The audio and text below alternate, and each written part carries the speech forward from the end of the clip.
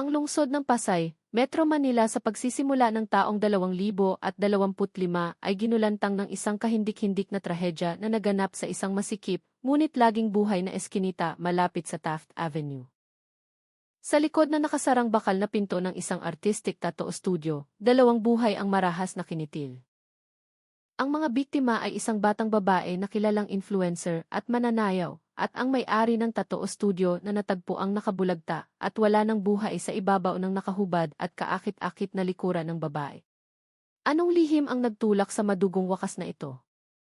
Sino ang walang-awang salarin na may sikmurang gumawa ng ganitong karumal-dumal na krimen?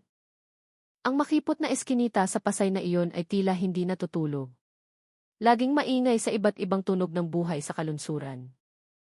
Sa gitna ng mga dikit-dikit na bahay at apartment, ang tattoo studio na pag-aari ni Dante Di Magiba ay maituturing na naiiba dahil sa pintong bakal na pinturado ng itim at ang aandap-andap na neon sign na karaniwang nakabukas hanggang madaling araw. Ang lugar na iyon ay ang kanyang kabuhayan at tirahan na rin, kasama ang kanyang batang apprentice o baguhang tinuturuan. Subalit, ang nakasanayang takbo ng buhay ay nabasag. Lumipas ang 2 araw sa katapusan ng linggo, at ang pinto ng studio ay nanatiling nakasara ng hindi pangkaraniwan. Si Aling Nena, ang tindera ng lugaw at tokwat baboy sa kanto na malapit sa 2 lalaki, ay nag-isip lamang na baka nagbakasyon ang mga ito sa probinsya. Ngunit kalaunan, isang kakaibang amoy ang nagsimulang gumapang, na tila minumulto ang buong eskinita. Sa simula ay mahina lang, ngunit sa ilalim ng matinding init at alinsangan ng Maynila, ang amoy ay naging masangsang at nanunuot sa sikmura. Ang amoy ng kamatayan na nagpatayo ng balahibo ng mga dumaraan. Sus Mariosep, saang bahay ba may patay na daga at ganito kabaho? Reklamo ni Mang Berting, isang mekaniko na ang vulcanizing shop ay katabi ng tattoo studio, habang ikinakampay ang kamay para tabuyin ang masamang amoy. Ilang mga usisero ang nagsimulang magtipon. Ang kanilang mga mapaghinalang tingin ay nakatuon sa nakakandado na studio. Nagsimulang makaramdam ng masama ang mga tao. Isang mas lakas loob na binata sa lugar ang lumapit at sumilip sa maliit na siwang ng pinto. Agad siyang napaatras, namumutla ang mukha. Ang kanyang 2 kamay ay nakatakip sa bibig upang pigilan ang pagsusuka. Ang masangsang na amoy mula sa loob ay humampas sa kanyang ilong tila isang suntok. Hindi na kailangan pang magsalita, naintindihan ng lahat na higit pa ito sa simpleng bangkay ng daga. Ang mga tawag sa presinto ng pulisya ay ginawa sa gitna ng takot na bumabalot sa lugar.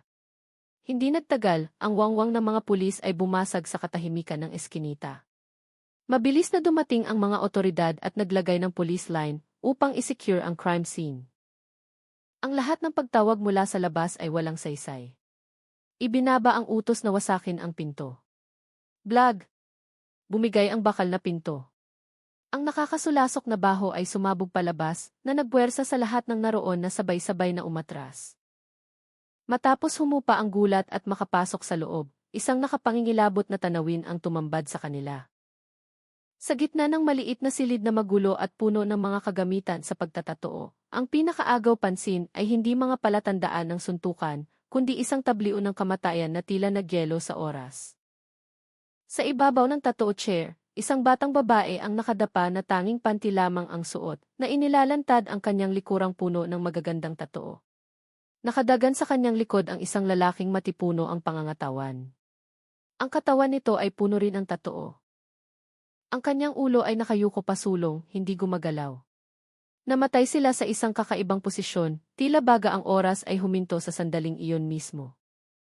Ang SOCO, Scene of the Crime Operatives, ay nagsimulang magtrabaho. Sa tabi ng upuan, natagpuan nila ang isang sirang extension cord, kung saan ang dulo ng kawad ay tinalupan hanggang sa lumabas ang tanso sa loob. Ang main switch ng kuryente sa studio ay nakapatay. Matapos ang paunang pagsusuri, nagbigay ng inisyal na konklusyon ang mga eksperto. Ang parehong biktima ay namatay dahil sa electrocution o mataas na boltahe ng kuryente, at ang oras ng kamatayan ay tinatayang nasa 48 oras na ang nakalilipas. Sa labas ng dilaw na police line, lalong dumami ang mga marits at usisero, at ang mga bulong-bulungan ay mabilis na kumalat. Tingnan nyo ang posisyon, sigurado akong may milagro silang ginagawa tapos na kuryente, hirit ng isang ale. Ang isa naman ay sumagot ng maihalong pangungutya, yung may-ari ng tattoo shop, mukha lang artist. Ang totoo, si Gayan na may record sa pulis. Ilang beses na ring nasangkot sa droga. Siguro nag-away dahil sa babae kaya pinatay. Ang mga malulupit na panghuhusga ay patuloy na hinabi na ginagawang murang tsismis ang trahedya ng dalawang tao. Nang ilabas ang dalawang body bag, tumahimik ang buong eskinita. Ngunit ang kaso ng pagpatay na ito ay nagsisimula pa lamang.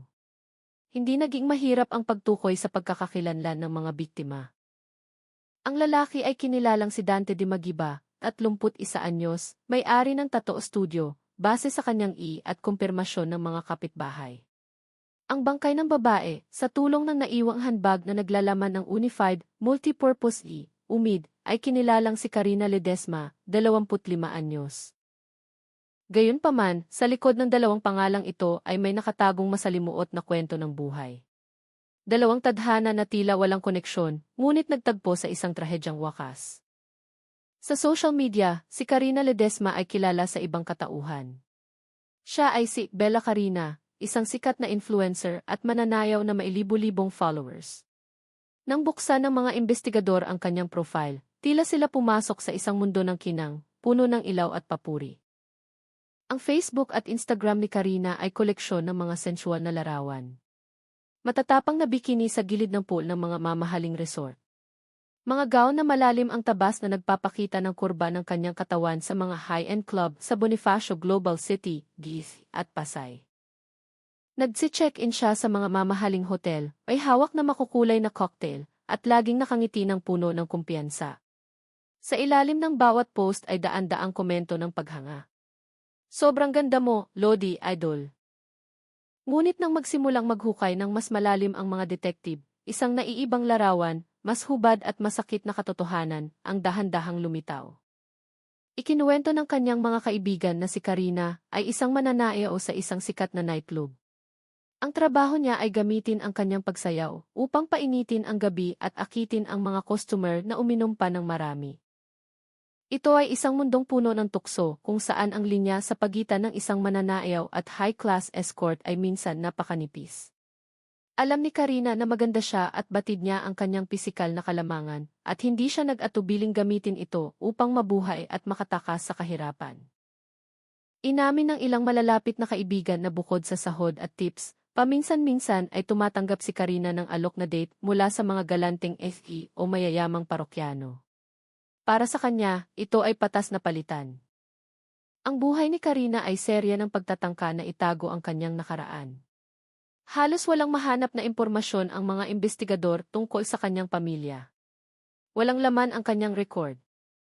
Matapos lamang matunton ang mga pahiwatig mula sa luma niyang birth certificate, natuklasan nila kung saan siya lumaki, sa isang maliit na ampunan sa isang liblib na bayan sa probinsya ng Leyte. Ang head nun o madring namamahala sa ampunan, na nasa edad 60 na, ay natatandaan pa ang batang si Karina. Ikinuwento niyang dinala doon si Karina noong sanggol pa lamang, iniwan sa harap ng gate. Lumaki si Karina na kulang sa pagmamahal, tahimik at mapag-isa. Ang tanging kaligayahan niya ay tuwing may dance workshop. Mayroon siyang pambihirang talento sa paggalaw ng katawan. Tila ba sa pagsasayaw lamang siya nagiging totoo sa kanyang sarili. Sa edad na 18, umalis si Karina sa ampunan. Bitbit lamang ang ilang piraso ng damit at pangarap na baguhin ang kapalaran, mag-isa siyang lumuwas ng Maynila. Ang lungsod na puno ng pangako ay sumalubong sa kanya ng marahas at puno ng patibong. Pinasok niya ang iba't ibang trabaho bago niya napagtanto na ang pinakamalaking puhunan niya ay ang kanyang ganda. Ang mundo ng social media ay naging lugar para buuin ang ibang pagkatao, isang matagumpay at hinahanga ang Bella Karina, upang pagtakpan ang isang Karina Ledesma na ulila at nag-iisa. Kabaligtaran sa maraming mukha ng buhay ni Karina, ang buhay ni Dante Di Magiba ay mas diretso, ngunit puno rin ng madilim na bahagi. Ikinuwento ng mga kapitbahay sa eskinita na si Dante ay tahimik na tao. Ang kanyang hitsurang puno ng tatoo ay nagmumukhang mahirap lapitan. Ang alam lang nila ay nagbukas siya ng tattoo studio mahigit 1 taon na ang nakararaan.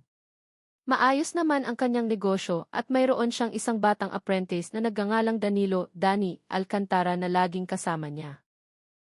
Bulong-bulungan din ang tungkol sa hindi magandang nakaraan ni Dante, na dati siyang siga o butangjero.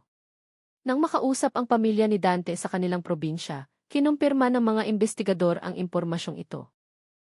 Ang mga magulang ni Dante, isang matandang mag-asawa na bakas ang lungkot sa mukha, ay malungkot na isinalaysay ang kwento ng kanilang rebelding anak. Mula pagkabata, huminto sa pag-aaral si Dante, sumama sa masamang barkada, at nalulong sa bisyo. Mayroon siyang 2 record sa pulisya dahil sa paggamit at pagdadala ng iligal na droga. Matapos makalaya sa bilibid sa ikalawang pagkakataon, nang tila wala ng patutunguhan ang buhay, biglang humingi ng huling pagkakataon si Dante sa kanyang mga magulang. Gusto niyang mag-aral ang sining ng pagtatatoo. Dahil sa awa sa kanilang anak, nangutang ang mga magulang sa kung kani-kanino para makalikom ng puhunan ni Dante sa pagluwas sa Maynila, sa pag-asang tuluyan na itong magbabago. Ang Tatoo Studio sa maliit na eskinita ay ang pag-asang iyon. Ngunit marahil, ang pagiging siga at ang ugaling daanin sa dahas ang problema ay nakaukit na sa pagkatao ni Dante, at naghihintay lamang ito ng mitsa upang sumabog. 2 biktima, isang ulilang babae na sumusubok lumikha ng perpektong imahe para sa sarili, at isang dating bilanggo na sinusubukang takasan ang kanyang nakaraan. Pinagtagpo ng tadhana ang 2 wasak na buhay na ito at itinulak sila sa isang karumal-dumal na kamatayan. Habang ang publiko ay abala pa sa mga walang basehang fake news, ang mga operatiba ng Criminal Investigation and Detection Group, CID, at lokal na pulisya ay tahimik na kumilos sa 2 direksyon. Nakatuon sa nag-iisang ebidensya na makapagsasabi ng totoo, ang digital evidence.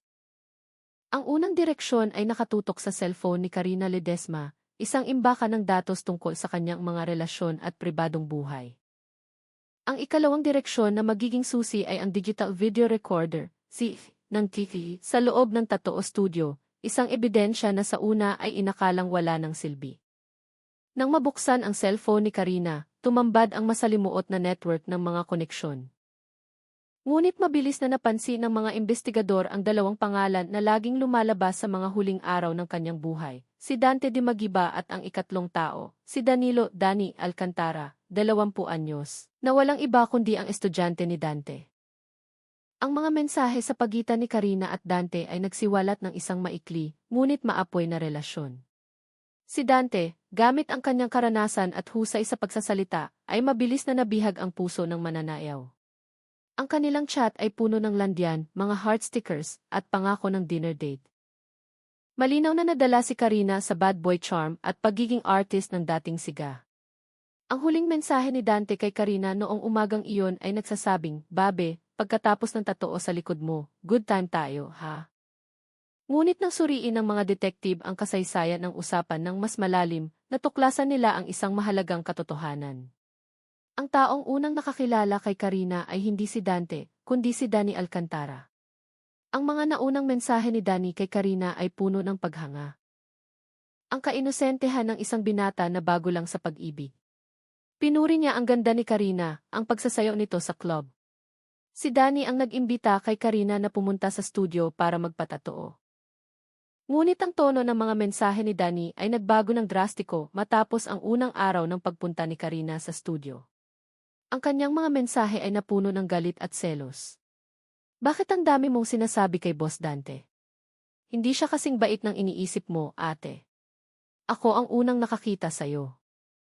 Ang sukdulan ay ang serye ng mga mensahe noong gabi bago ang pagpatay, kung saan halos magmakaawa si Danny kay Karina na huwag makipagrelasyon kay Dante, ngunit tanging katahimikan o maikling siin at malamig na sagot lang ang natanggap niya. Ang larawan ng isang trahedya ng love triangle ay naging malinaw. Si Danny na nauna ay naagawan o na sulot ng kanyang sariling guro. Ang motibo ng pagpatay dahil sa selos ay nagsimulang mabuo. Sa parehong oras, sa Anti-Cybercrime Unit ng pulisya, ang mga pinakamahusay na eksperto ay nakikipaghabulan sa oras gamit ang hard drive ng T. Mautak ang salarin. Hindi lang niya binura ang mga video files, gumamit din siya ng software upang patungan o i-overwrite ang datos sa hard drive. Isang hakbang upang burahin ang lahat ng bakas. Tila wala ng pag-asa. Ngunit gamit ang pinakamodernong kagamitan at pamamaraan, nagawa ng mga IT technicians ang isang himala. Ang bawat pira-pirasong datos, bawat frame ng imahe na nagkahiwa-hiwalay ay masusi nilang nirecover at pinagtagpi-tagpi. At matapos ang halos 40 oras na walang tigil na trabaho, isang buong video recording ng araw na iyon ang matagumpay na nabuo. Walang audio ang video, ngunit ang mga tahimik na imahe ay mas nakakatakot kaysa sa anumang sigaw. Makikita si Karina na dumating sa studio ng tanghali. Si Danny ang nagbukas ng pinto, ngunit mabilis na sumulpot si Dante at inagaw ang atensyon ni Karina. Nag-uusap ang tatlo, ngunit kitang-kita ang paninigas ng mukha ni Danny habang patuloy na gumagawa ng mga galaw si Dante na umaakbay kay Karina. Nang maghubad si Karina at humiga sa upuan para maghanda sa totoo, nakuhanan ng kamera ang buong gawin ni Dante. Habang naglalagay ng anesthesia cream, sinadya niyang hawakan ang mga sensitibong bahagi ng katawan ni Karina. Hindi nanlaban si Karina. Nakatayo sa sulok ng silid, nakakuyom ang mga kamao ni Danny. Ang kanyang mga mata ay nag-aapoy sa galit. May isang sandali na lumapit si Danny na tila may gustong sabihin, ngunit tinabig siya ni Dante gamit ang isang mapangmaliit na kumpas ng kamay at may binigkas na nagpatigil kay Danny at nagpaputla sa mukha nito. At dumating na ang pinakagrabing sandali. Sinasamantala ang pagkakataon habang abala si Dante sa likod ni Karina, tahimik na naglakad si Danny patungo sa saksakan. Kinuha niya ang plug na may nakabalat na kawad. Pagkatapos, tila isang mandaragit, mabilis siyang sumugod. Idinikit niya ang dulo ng nakahubad na kawad ng direkta sa batok ni Dante. Isang kislap ng asul na liwanag ang lumabas. Ang katawan ni Dante at Karina ay nangisay ng matindi ng ilang segundo bago tuluyang nanghina at bumagsak. Matapos gawin ang krimen, hindi nagpanik si Danny. Tumayo siya ng tahimik at tinignan ang dalawang bangkay. Walang emosyon ang kanyang mukha. Pagkatapos, kalmado siyang naglakad papunta sa computer, binura ang laman ng TV. Pinatay ang main switch ng kuryente, bago ikinandado ang pinto at umalis. Ang video ay ang pinakamatibay na ebidensya. Tugmang-tugma ito sa natagpuan sa cellphone ni Karina. Ang buhol ng kaso ay nakalag na. Ang salarin ay walang iba kundi si Danny Alcantara. Ang motibo ay bulag na selos na naipon hanggang sa sumabog dahil sa panghihiya ng kanyang guro at ang pagbabaliwala ng babaeng kanyang minamahal. Agad na inilabas ang warrant of arrest at inilagay sa nationwide manhunt si Danny. Napag-alaman na si Danny ay isang college dropout, walang criminal record, at nagmula sa Davao City, Mindanao. Sa pag-aakalang ang suspect ay tatakbo sa pinakaligtas na taguan, ang kanyang pamilya, isang espesyal na grupo ng pulisya mula sa Maynila ang agad lumipad patungong Davao at nakipag-ugnayan sa lokal na kapulisan doon. Ang bawat galaw ng pamilya ni Danny ay nasa ilalim na ng pagmamanman. At tulad ng inaasahan, mabilis na nakumpirma ng mga operatiba ang presensya ni Danny sa kanilang bahay. Kararating lang niya noong umagang iyon, mukhang pagod, ngunit hindi nagpapakita ng kakaibang kilos. Ang nakapagtataka, ang araw ng kanyang pag-uwi ay sumabay sa binyag ng panganay na anak ng kanyang kuya. Ang handaan ay masaya. Isang tolda ang itinayo sa harap ng bakuran. Ang tunog ng budots at malakas na videoke, tawanan at kwentuhan ay pumuno sa sulok ng kalsada. Si Danny, matapos maligo at magpalit ng malinis na damit, ay nakihalubilo sa kasiyahan. Karga-karga niya ang kanyang pamangkin, hinahalikan ito, at masayang nag-aalok ng Red Horse at San Miguel sa mga kamag-anak. Ginagampanan niya ang papel ng mapagmahal na tito, isang Bicolano Bisaya, na umuwi galing Maynila. Walang sinuman, kahit ang kanyang mga magulang, ang makapagsasabi na 48 oras lamang ang nakararaan, ang mga kamay na kumakarga sa sanggol ay malupit na kumitil ang dalawang buhay. Nang umabot sa sukdulan ang inuman, iniutos ang pag-aresto. Sa halip na gumawa ng marahas na pagsugod na magdudulot ng gulo, ang mga pulis na nakasuot ng sibilyan, naka-polo shirt at shorts na parang mga bisita, ay tahimik na lumapit at pinalibutan ang lugar. Danny, tagay muna tayo insan, hila ng isang kamag-anak kay Danny. Tumawa siya at itinaas ang bote ng beer. Eksakto sa sandaling iyon, isang lalaking nakasibilyan na kanina pa nakaupo sa kabilang mesa ang tumayo at inakbayan si Danny ng tropa, pero may diin at puwersa. Kasabay nito, ang iba pang operatiba ay sabay-sabay na lumapit. Danilo Alcantara, mga pulis kami. Arestado ka. Ang bote ng beer sa kamay ni Danny ay bumagsak sa lupa at nabasag. Biglang huminto ang tugtog ng karaoke. Ang ngiti sa kanyang labi ay nagyelo. Ang mukha niya na namumula dahil sa alak ay namutla sa takot. Hindi siya nanlaban, nanlumo ang buong katawan niya. Isang malamig na posas ang mabilis na ikinabit sa kanyang mga pulso. Ang pangyayari ay napakabilis at hindi inaasahan, kaya lahat ng naroon ay natulala. Ang mga magulang ni Danny ay nanigas. Ang kanyang kuya ay nautal na nagsabi, "Sir, baka mistaken identity lang yan. Mabait na tao ang kapatid ko. Hindi siya gagawa ng masama." Ngunit ang sagot na natanggap nila ay katahimikan at ang tanawin ng kanilang anak at kapatid na dinadala palayo, nakayuko sa kahihiyan. Ang masayang binyagan ay nawasak. Ang tawanan ay napalitan ng hagulgol at sigawan. Ang kasiyahan at trahedya ay nangyari sa parehong oras at lugar, nag-iwan ng sugat na hindi kailanman gagaling para sa pamilyang iyon. Ang 48 oras na pagtakas ng cold-blooded killer ay nagwakas na. Sa harap ng mga investigador sa malamig na interrogation room sa istasyon ng pulisya sa Davao, bago ibalik sa Maynila, hindi na nagpakita ng angas o kawalang bahala si Danny. Ang 20 anyos na binata ay nakaupo doon, nakapulupot ang katawan. Ang mukha niyang pambata ay tila tumanda ng 10 taon. Matapos ang ilang oras na pananahimik sa harap ng hindi maitatangging ebidensya, lalo na ang video mula sa iniyuko ni Danny ang kanyang ulo sa mesa at umiyak. Ang kanyang iyak ay humagulgol, puno ng sakit at pagsisisi. At pagkatapos, tulad ng isang dam na nasira, ibinuhos niya ang buong katotohanan, isang kwentong kinulayan ng selos, puot, at kawalan ng pag-asa ng isang taong naipit sa sarili niyang negatibong emosyon. Ako ang unang nakakilala sa kanya, bulong ni Danny. Dinala siya ng kanyang alaala pabalik sa isang maingay na gabi ng Sabado sa Pasay. Gabing iyon, hindi siya kasama ni Dante. Pumunta siya mag-isa matapos ang isang maliit na pagtatalo sa kanyang guro dahil sa simpleng pagkakamali sa paglilinis ng gamit. Dahil bored at malungkot, pumunta si Danny sa isang club malapit sa Entertainment City, lugar na bihirang puntahan ng isang katulad niya ng mag-isa. Ang hangin ay makapal sa usok ng sigarilyo, mamahaling pabango at amoy ng alak. Ang dagundong ng tugtog ay humahampas sa kanyang dibdib. Isa lang siyang probinsyano na naligaw sa gitna ng mga matatagumpay na lalaki at mga sosyal na babae ng Maynila. Nakaupo siya sa madilim na sulok, tahimik na umiinom ng kanyang serbesa, at nararamdamang tila wala siyang halaga. Tapos, ang spotlight ay tumutok sa entablado at nakita niya ito. Si Karina Ledesma, o mas kilala bilang Bella Karina. Hindi lang siya sumasayaw, tila sinusunog niya ang entablado. Suot ang kumikinang na minidress na yakap ang perpekto niyang hubog, bawat galaw niya ay may halina. Ang balat niyang maputi ay nagniningning sa ilalim ng makukulay na ilaw. Ang mahaba niyang buhok ay sumasabay sa ritmo. Pero ang hindi mayalis ni Danny sa kanyang paningin ay ang mukha nito. Isang modernong ganda, may malalaking mata, at ngiting maihalong pagkasuplada pero nang aakit. Siya ay isang diwata sa madilim na mundong ito.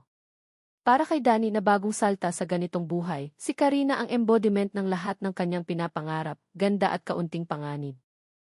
Nang matapos ni Karina ang kanyang show at dumaan malapit sa mesa ni Danny, isang puwersa ang nagtulak sa kanya. Tumayo siya at nautal na nagsabi, "Miss. Ate, ang galing mong sumayaw." Tumigil si Karina, medyo nagulat. Sanay na siya sa mga murang banat at bastos na tingin. Pero ang binata sa harap niya ay iba. Bata pa, matipuno, pero ang mata ay puno ng tapat na paghanga, halos inosente pa. Ngumiti siya. Isang totoong ngiti, hindi yung pampabusnes lang. "Salamat ha." Nagkausap sila. Nagkwento si Danny tungkol sa hilig niya sa tattoo, sa pangarap niyang maging tunay na tattoo artist. Nakinig si Karina ng may interes. Natuwa siya sa sigasig at kainosentehan ng binata. Nang malaman niyang tattoo artist si Danny, kuminang ang mata nito. Hinawi niya ng kaunti ang buhok para ipakita ang balikat at sinabing, "Gusto ko sana ng maliit na tattoo na paru-paro dito. Kaya mo ba akong gawan? Tiwala ako sa taste mo."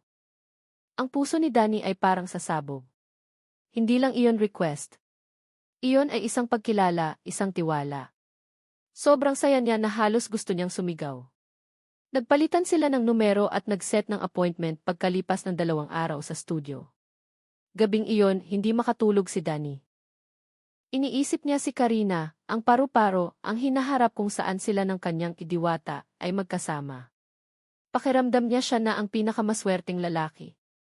Sa araw ng pagdating ni Karina, nilinis ni Danny ang studio ng todo. Inihanda niya ang pinakamagandang karayom at tinta. Nang pumasok si Karina na naka-simple shirt pero lutang pa rin ang ganda, ang buong studio ay parang lumiwanag. Nahihiyang pinaupo ni Danny si Karina nang lumabas si Dante mula sa kwarto. Si Dante, gamit ang karanasan ng isang veteranong babaero at siga, isang tingin lang ay nabasa na niya si Karina. Nakita rin niya ang pagkalito at paghanga sa mata ng kanyang estudyante. Isang ngiting may halong pang-iinsulto ang sumilay sa labi ni Dante. Lumapit siya at naglahad ng kamay. Hello, ako ang may-ari ng studio na ito. Salamat sa tiwala sa buhay ko. Ang sabi ni Dante ay pagpapakilala at sabay na banayad na pagpapababa sa posisyon ni Danny. Ginawa siyang tila utusan lang mula sa pagiging artist. Binaliwala ni Dante si Danny at kinausap si Karina. Hindi tungkol sa totoo, kundi tungkol sa sining, sa mga lugar na napuntahan niya, at kung paano niya nakikita ang pilungkot sa mata ni Karina. Sanay si Dante. Alam niya ang mga salitang gustong marinig ng mga babae. Si Karina, na lumaking kulang sa atensyon, ay mabilis na nadala sa kwento ni Dante. Nang oras na para magtatoo, tinapik ni Dante ang balikat ni Danny. Ako na dito, Toy. Ganyan kagandang client, bago ka pa lang eh. Baka masira mo, sayang naman. Ibili mo na lang ako ng yosi at 2 bottled water sa labas. Iyon ay utos na hindi pwedeng tanggihan. Isang sampal sa harap ng babaeng gusto niya. Nanigas si Danny. Tumingin siya kay Karina umaasang tatanggi ito. Pero tumingin lang si Karina sa kanya na maihalong awa at bumalik sa pakikipagkwentuhan kay Dante. Naglakad siyang defeated palabas, pakiramdam niya ay nagielo ang dugo niya. Pagbalik niya, mas masakit ang nakita niya. Tinatatuan ni Dante si Karina at nagtatawanan sila ng sobrang lapit. Paminsan-minsan ay aksidenteng inahahawakan ni Dante ang balikat o buhok ni Karina at hindi ito umiiwas. Si Danny ay pinalaya sa sarili niyang kwento ng walang awa. Ngayon, isa na lang siyang audience, isang alalay sa sarili niyang pangarap. Ang mga sumunod na araw ay impyerno. Hindi lang inagaw ni Dante si Karina, pinahirapan din niya si Danny sa pagyayabang ng kanyang kipanalo. Pinapakita niya kay Danny ang mga sweet messages ni Karina, kinukwento ang mga date nila, ang mga regalong binibigay niya.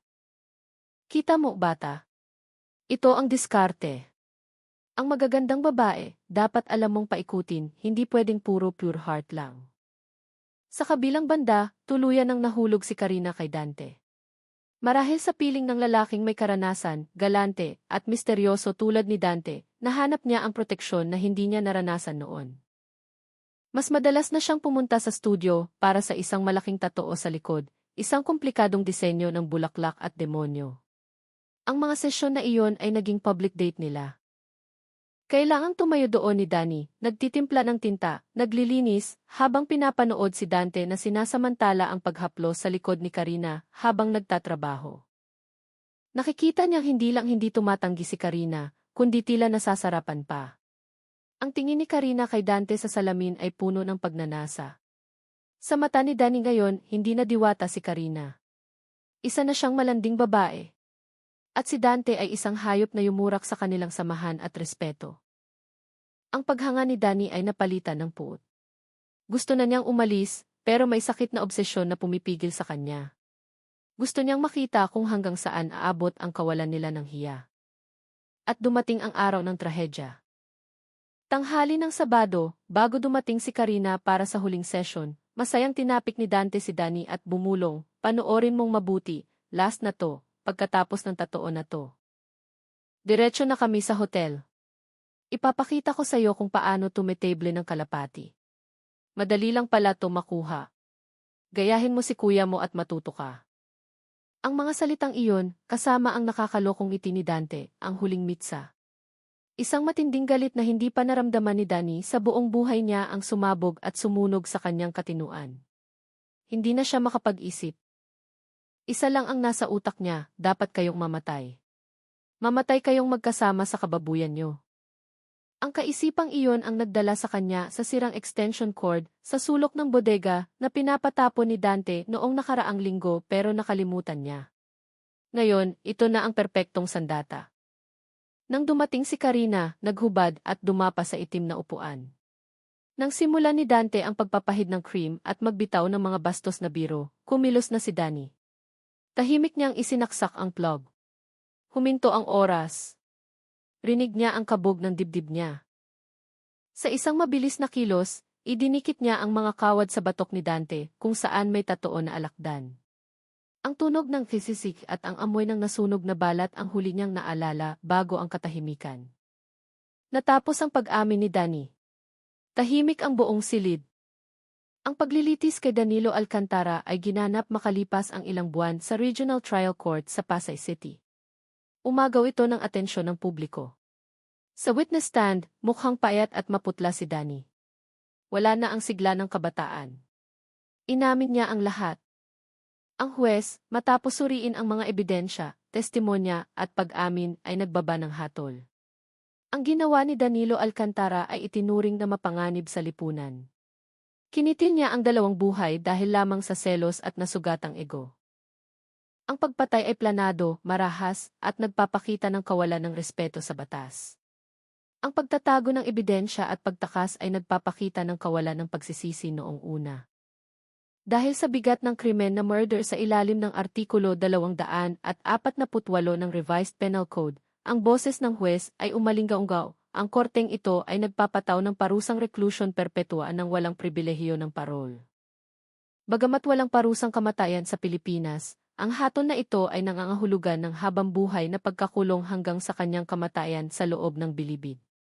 Ito ang katumbas na ipagpatay sa kanyang kalayaan at kinabukasan. Bumagsak ang maso ng huwes. Si Danny ay napaluhod sa sahig. Mula sa hilera ng mga upuan, ang hiyaw ng kanyang ina ay bumasag sa katahimikan ng korte. Isang trahedya ang nagtapos sa isa pang trahedya. Nag-iwan ito ng sugat at mapait na aral tungkol sa kabaliwan ng kabataan kapag naligaw ng landas dahil sa puot. Salamat sa pagsubaybay sa kasong ito. Ang trahedya sa Tattoo Studio sa Pasay ay nagwakas sa pinakamabigat na parusa. Ngunit ang sakit at trauma ay mananatili. 3 buhay, 3 kabataan ang nawasak dahil sa bulag na selos, pagiging makasarili at kawalan ng respeto sa kapwa. Isa itong mahalagang aral sa atin tungkol sa hangganan ng emosyon. Huwag kailanman hayaang galit ang magdikta ng iyong landas. Dahil ang linya sa